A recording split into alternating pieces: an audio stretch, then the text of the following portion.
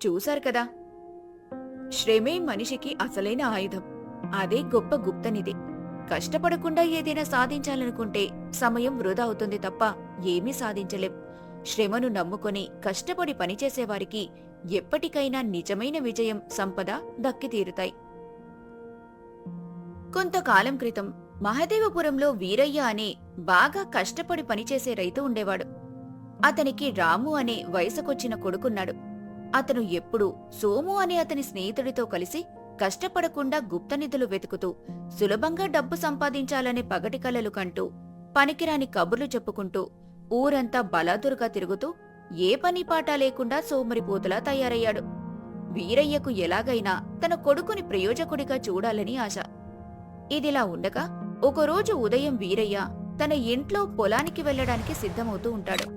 రాము మంచం మీద పడుకొని గురక పెట్టి నిద్రపోతూ ఉంటాడు. పక్కనున్న గడియారంలో చూస్తే ఉదయం 9 గంటలు కావస్తుంది. వీరయ్యకు అది చూసి పట్టరాని కోపమొస్తుంది. అప్పుడతను రాముపై కోపంగా అరుస్తూ ఇలా అంటాడు. ఒరే రాము, లేవరా, సూర్యుడు నడినెత్తుకొచ్చాడు. ఇంకా గురికేంట్రా? నా కర్మ కాకపోతే ఇలాంటి సోమరిపోతు కొడుకు పుట్టాడేంటి? ఊర్లో నీ వయసు కుర్రాళ్ళంతా పొలాలకు వెళ్లి వాళ్ల తల్లిదండ్రులకు చేదోడు బాదడుగా ఉంటున్నారు. నువ్వేమో మంచానికి ఎత్తుకుపోయావు. అప్పుడు రాము మంచంపై నుంచి లేచి బద్ధకంగా తన కళ్ళు నులుముకుంటూ చిరాకుగా ఇలా అంటాడు. ఏంటి నాన్న, ఉదయాన్నే మొదలుపెట్టావు? ప్రశాంతంగా నిద్ర కూడా పోనివ్వవా? ప్రశాంతంగా నిద్రపోవడానికి నువ్వేమైనా కష్టపడి అలసిపోయావారా? పగలు రాత్రి ఎప్పుడు ఆ మంచం మీద పడుకుని పగటి కలలు కావడం తప్ప ఏమైనా పని చేస్తున్నావా?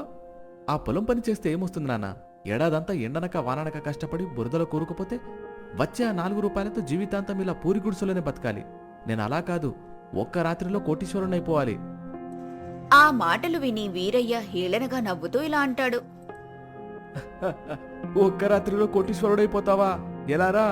ఆకాశం నుంచి ఏమైనా మూటలు ఊడిపడతాయా? ఆకాశం నుంచి కాదు నాన్న, భూమిలో నుంచి వస్తాయి గుప్తనిధులు. ఎక్కడో ఒక చోట నాకొక్క గుప్తనిధి దొరకకపోదా?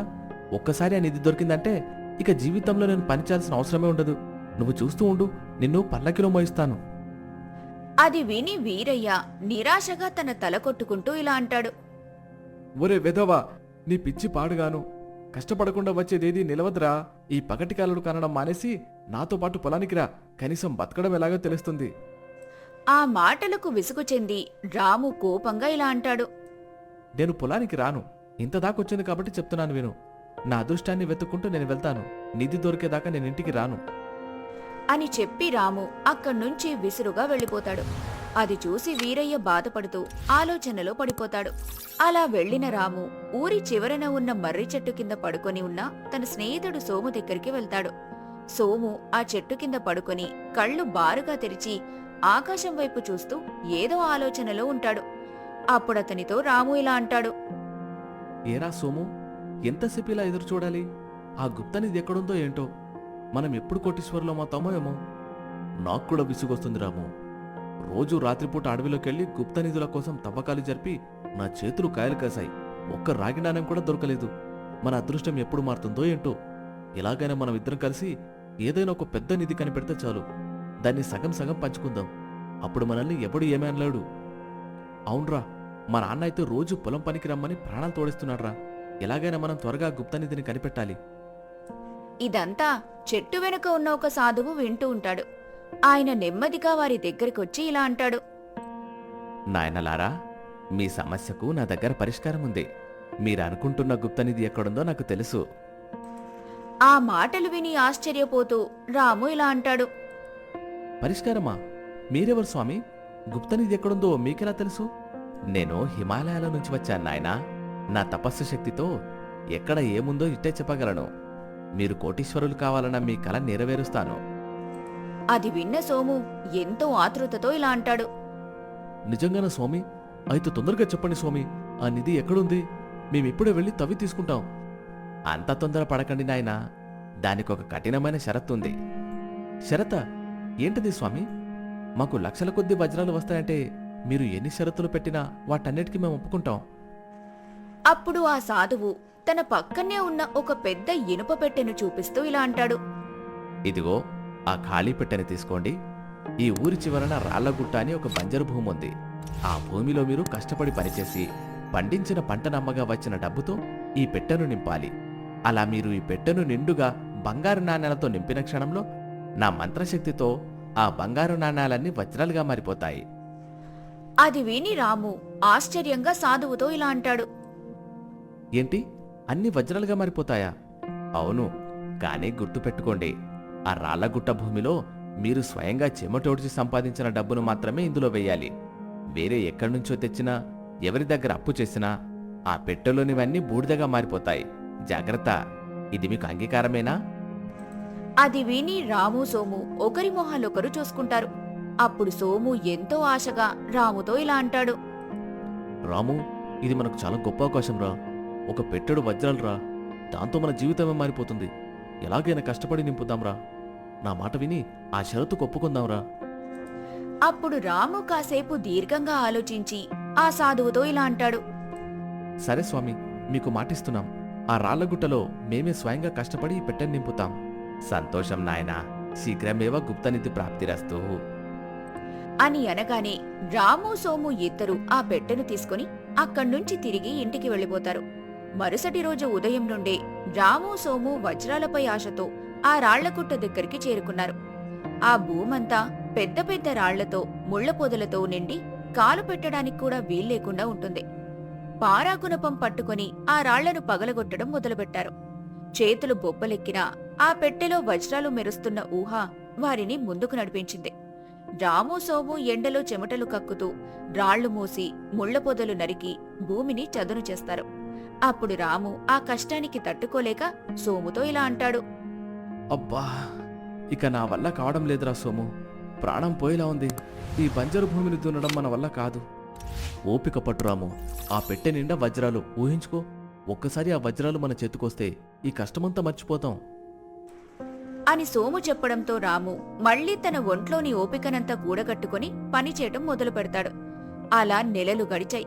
రాళ్లగుట్ట కాస్త చదునైన పొలంగా మారింది. ఎంతో దూరం నుండి బిందెలతో నీళ్లు మూసుకొచ్చి పోశారు. విత్తనాలు చల్లారు. 6 నెలలు తిరగకుండానే వారి కష్టానికి ప్రతిఫలంగా తొలిసారిగా పంట చేతికొచ్చింది. ఆ పంటను సంతలో అమ్మగా వారికి 100 బంగారు నాణాలొచ్చాయి. వాటిని ఆ సాధువిచ్చిన పెట్టెలో వేసి ఎంతగానో సంతోషిస్తారు. అప్పుడు సోము ఇలా అంటాడు. చూసావా రాము, మన కష్టానికి ఫలితం 100 నాణేలు వచ్చాయి. కాని వాటితో కేవలం పెట్టెలో అడుగు భాగం మాత్రమే నిండింది. అవునరా, ఈసారి మరింత కష్టపడదాం. సంవత్సరానికి 3 పంటలు పండిద్దాం. అప్పుడే పెట్టె తొందరగా నిండుతుంది. అలా వాళ్లు వజ్రాలపై ఆశతో మొదలైన వారి ప్రయాణం నెమ్మదిగా పని పట్ల అంకితభావంగా మారింది. మొదటేడాది 100 నాణేలు సంపాదించిన వారు 2వ ఏడాది పగలు రాత్రి కష్టపడి 500 నాణేలు సంపాదించారు. ఇక 3వ ఏడాది రాత్రింబవళ్లు తమ రక్తాన్ని చెమటగా మార్చి ఆ ఊర్లోనే అత్యధిక దిగుబడి సాధించి మిగిలిన నాణేలను కూడా సంపాదించారు. రాము సోము ఇద్దరూ అత్యంత సంతోషంగా పెట్టెలో చివరి నాణేలు పోస్తారు. పెట్టె అంచుదాకా నిండిపోతుంది. అప్పుడు రాము ఎంతో సంతోషంగా ఇలా అంటాడు. సోము, చూసావా, పెట్టె నిండిపోయిందిరా. ఇన్నాళ్ల మన కష్టం ఫలించింది. ఇప్పుడు ఈ బంగారు నాణేలన్నీ వజ్రాలుగా మారిపోతాయి. మనం కోటీశ్వరులమైపోయాం. అవునరా, ఆ సాధువు కోసం కబురు పంపుదాం అని వారిద్దరూ అనుకుంటూ ఉండగా అప్పుడే ఆ సాధువు మరియు రాము తండ్రి వీరయ్య చిరునవ్వుతో అక్కడికి కలిసొస్తారు. ఆ సాధువును చూసిన రాము ఎంతో ఆశతో ఇలా అంటాడు. రండి స్వామి, రండి. మేం మీ దగ్గరికే బయలుదేరుతున్నాము. ఇంతలో మీరే వచ్చారు. మీరు నిజంగా సర్వంతర్యామి. ఇదిగో, మీరు చెప్పినట్లే మేం మా చెమటోడ్చి ఈ పెట్టెను బంగారు నాణాలతో నింపాము. ఇక మీ మంత్రదండంతో వీటిని వజ్రాలుగా మార్చేయండి.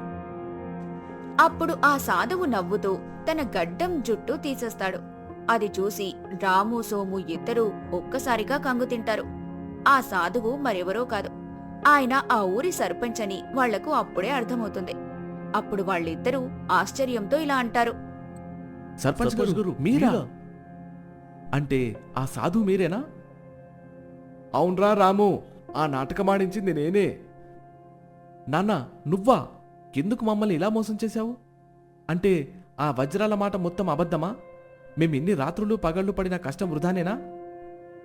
ఒరే సన్నాసులారా, మేం మిమ్మల్ని మోసం చేయలేదురా. మీ కళ్ళు తెరిపించామంతే. వజ్రాలు వస్తాయనే ఆశతో మీరిద్దరూ ఈ 3 ఏళ్లు ఎంత కష్టపడ్డారో చూసారా?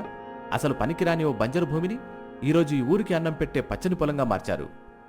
అవునరా, ఒకప్పుడు ఏ పని చేయకుండా మంచం దిగని మీరు ఇప్పుడు పగలు రాత్రి శ్రమించడం నేర్చుకున్నారు. ఏ పని చేయకుండా పగటి కలలు కంటూ కూర్చుంటే ఒక్క పైసా కూడా రాదు. కానీ కష్టపడితే ఈ భూమి తల్లే మీకు అంతులేని సంపదనిస్తుందని నిరూపించారు. ఇప్పుడు మీరే ఆలోచించి చెప్పండి, అసలు ఉందో లేదో తెలియని గుప్త నిధులు గొప్పవా, లేక మీరు చెమటోడ్చి పండించిన ఈ పచ్చని పొలం గొప్పదా? ఆ పెట్టెలో డబ్బు ఏదో ఒకరోజు కరిగిపోతుంది, కానీ మీరు నేర్చుకున్న ఈ పని, మీరు తయారు చేసిన ఈ పొలం జీవితాంతం మీకు తరగని నిధిని ఇస్తూనే ఉంటాయి. ఆ మాటలకు రాము ఇన్నాళ్ళు తను చేసిన తప్పేంటో తెలుసుకుంటాడు. అప్పుడతను కన్నీళ్లతో తన తండ్రితో ఇలా అంటాడు. నన్ను క్షమించు నాన్నా, కష్టపడకుండా వచ్చే ఏదీ శాశ్వతం కాదని, శ్రమకు మించిన గుప్తనిధి ఈ లోకంలోనే ఏదీ లేదని ఈరోజు నాకు స్పష్టంగా అర్థమైంది.